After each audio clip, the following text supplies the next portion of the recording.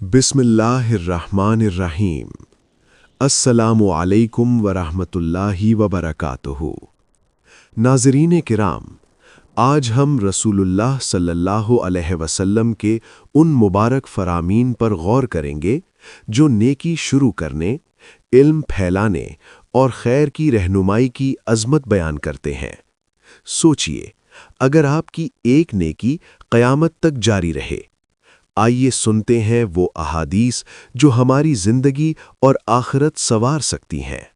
رسول اللہ صلی اللہ علیہ وسلم نے فرمایا، جس شخص نے اسلام میں کوئی اچھا طریقہ شروع کیا تو اسے اس کا ثواب بھی ملے گا، اور اس کے بعد جو لوگ اس پر عمل کریں گے ان سب کا ثواب بھی اسے ملتا رہے گا، اور ان کے ثواب میں کوئی کمی نہیں کی جائے گی۔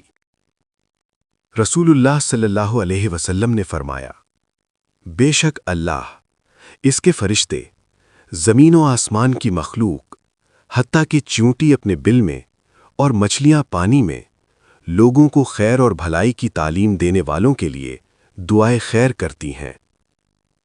رسول اللہ صلی اللہ علیہ وسلم نے فرمایا، خیر اور بھلائی کی طرف رہنمائی کرنے والے کو اس بھلائی کو سرانجام دینے والے کے مثل اجر و ثواب ملے گا۔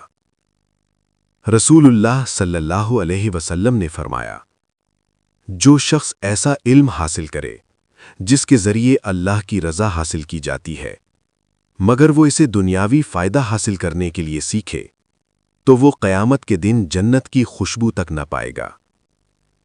رسول اللہ صلی اللہ علیہ وسلم نے فرمایا، جس شخص سے علم کی کوئی بات پوچھی جائے اور وہ اسے چھپائے تو قیامت کے دن اسے آگ کی لگام ڈال دی جائے گی۔